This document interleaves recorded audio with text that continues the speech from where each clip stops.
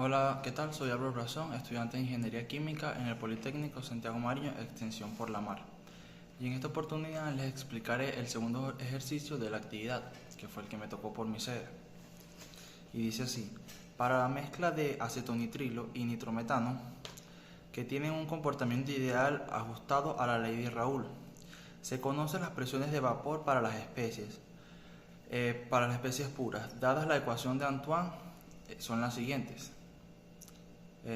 Son estas. Lo bueno del ejercicio es que ya no van las ecuaciones y no tenemos que buscar nada en las tablas. Y nos mandan a calcular la temperatura de burbuja para una presión de 525 milímetros de mercurio, y tenemos como X1 0,4, y eso repetidamente con mi número de cédula. Y en la parte B nos mandan a calcular la presión de rocío a una temperatura de 348 Kelvin. Tenemos como Y1, nos dan aquí 0,9, que también va con respecto a mi número de cédula. Como dato tenemos una mezcla de acetonitrilo nitrometano.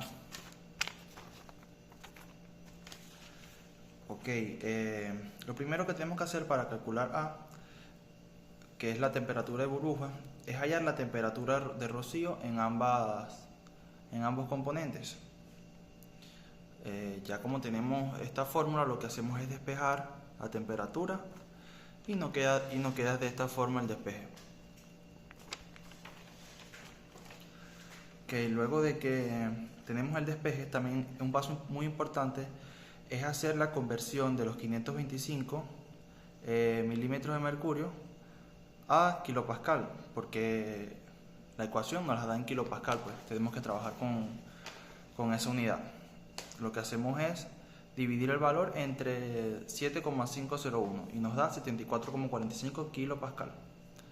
Y luego ahora sí podemos sustituir los valores y de esta manera obtenemos los resultados.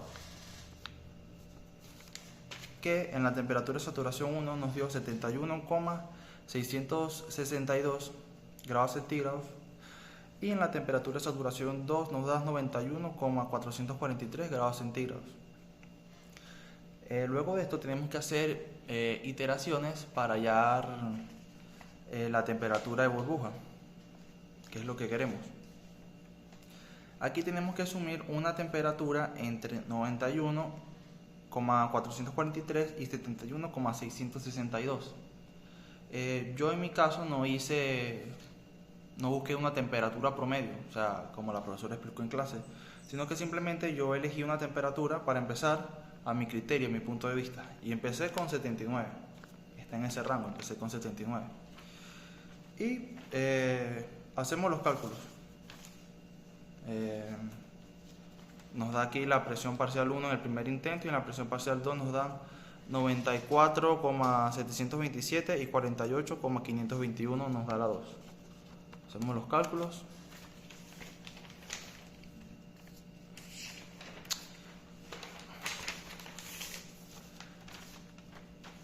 Y Y sub 1 y Y sub 2 también lo tenemos que calcular, porque después eso lo vamos a sumar y nos va a tener que dar 1 o 0,999, que se asume que es 1 también.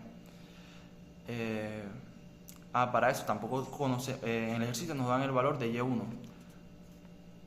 que es 0,4, y hallamos el valor de Y2 a través de este despeje, que Y2 es 0,6. Y ahora sí podemos hacer los cálculos con esta fórmula que dice que X1 por la presión parcial 1 entre la presión neta del ejercicio, la presión general. Luego de que calculamos no nos da y seguimos iterando. Y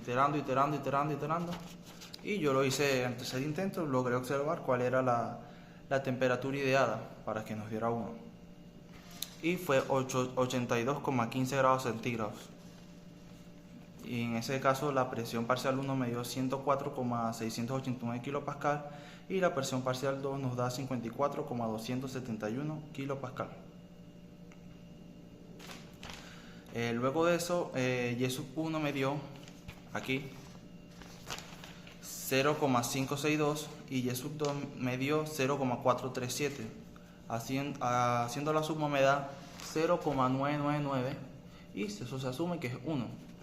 Entonces ya sabemos que la temperatura de burbuja a esa presión es de 82,15 grados centígrados. Ahora para la parte B, donde nos piden calcular la presión de rocío a una temperatura de 348 Kelvin, hacemos lo siguiente.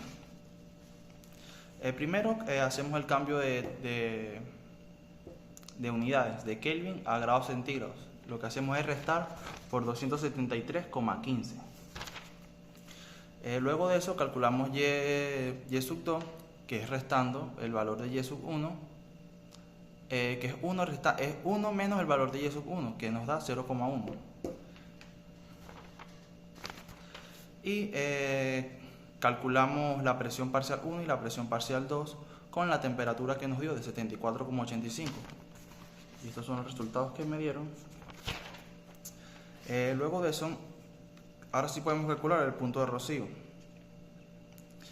que nos da, que con esta fórmula se calcula, que es 1 sobre la presión, sobre y sub 1 sobre la presión parcial 1 más y sub 2 sobre la presión parcial 2.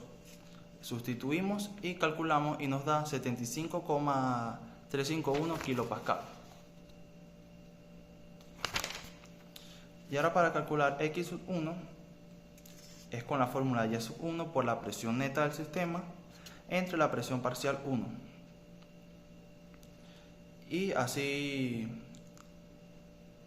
obtenemos estos resultados, que son 0,8194 en x sub 1 y en x sub 2 con la presión parcial 2 nos da 0,1806. Y luego hacemos la suma de x sub 1 y x sub 2, aquí lo podemos ver, y nos da 1.